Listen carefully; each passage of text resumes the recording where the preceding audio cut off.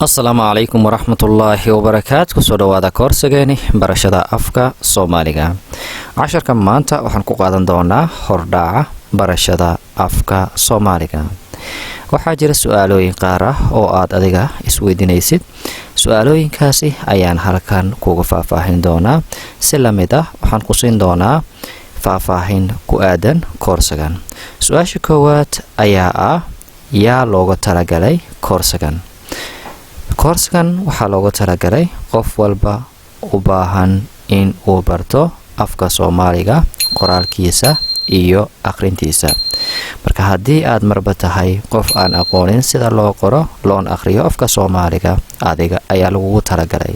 haddii aad tahay qof u hadli kara balse aan qori karin, aan akhrin karin, adiga ayaa lagugu talagalay. haddii aad tahay qof aan ku hadli karin, aan qori karin, aan akhrin karin, adiga ayaa lagugu talagalay. marka koorsigan waxaa loogu talagalay qof walba oo aan u dhammaystirnayn afka soomaaliga, sida qoritaankiisa, akhrintiisa iyo ku hadalkiisa. marka saddexdaasi mid ka mid ah haddii ay kaa dhiman tahay, waa koorsigaaga. su-aasha labaad ayaa ah, maxaan ku bartaa koorsigan?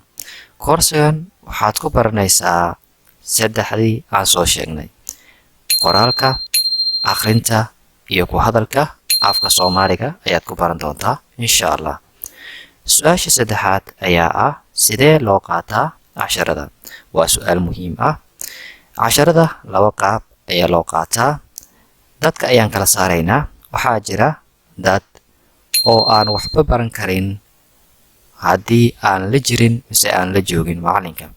yacni waxaan ula jeedaa dad haddii loo diro muuqal duuban oo diyaarsan, casharkii oo la sharxaayo, wax walba ay u dhan yihiin, loo diro, aysan qaadan karin oo aan sidaas ku baran karin luuqadii.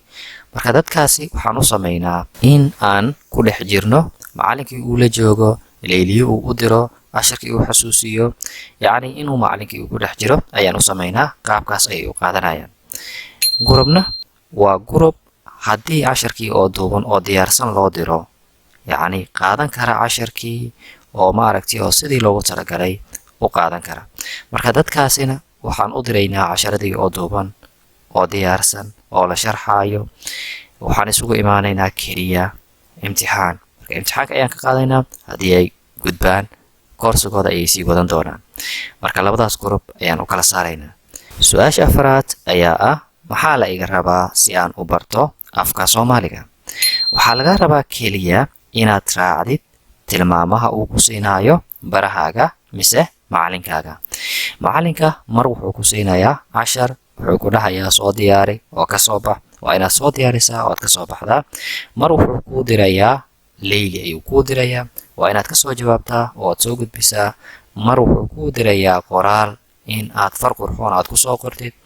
waxaa maaragtay oo lagaaga baahan yahay in aad soo qortid oo aad soo gudbisid. marka dadaal ayaa laga rabaa. waa inaad raacdaa tilaabo walba uu ku siiyo macalinka. su-aasha shanaad ayaa ah, imisa ayay u qaadanaysaa in aan barto afka soomaaliga? dabcan waxay ku xiran tahay dadaalkaaga, balse koorsiga waxaan ugu talagalnay keliya 3 bilood.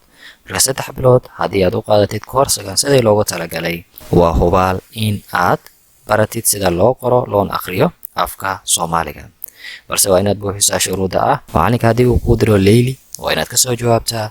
macalinka haddii uu kuu diray cashar lasoo xifdinayo, lasoo baranayo, laga soo baxayo, waa inaad soo xifdisaa, soo barataa, ka soo baxdaa. marka dhammaan waa inaad buuxisaa shuruudooyinkaasi.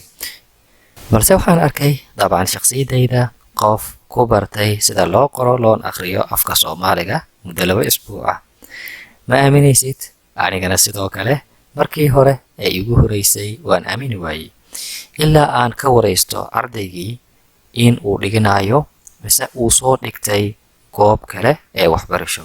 uu halkan uu yimaaday keliya in laga caawiyo, laga sasaxo ereyadii, balse wuxuu ii sheegay in halkan ay ugu horeyso oo maaragtiyo casharadan keliya uu qaadanayo. marka qofkaasi wuxuu ahaa qof dadaal badan. waxayna ku qaadatay keliya 2 isbuuc, balse ilaa iyo bil iyo bar wuuna la joogay. marka dadaalkaaga ayay ku xiran tahay. su-aasha lixaad ee ugu dambeysa ayaa ah, shahaado ma leedahay koorsigan? marka shahaado way leedahay laakiin waa inaad ka baastaa dhammaan imtixaanaadka laga qaado ardayga. marka imtixaanaadkaasi haddii aad ka baasid waa laga maarmaan in aan ku siino shahaado. soo dhawaada dhammaantiina, waxaan rajaynayaa in aan ku kulmi doono fasalka. Assalaamu calaykum waraxmatullaahi wabarakaatu.